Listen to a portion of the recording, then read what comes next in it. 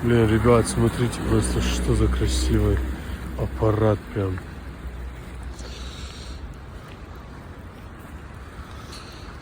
На российских номерах.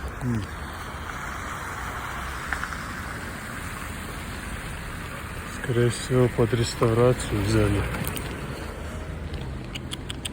Какой у него красивый зад.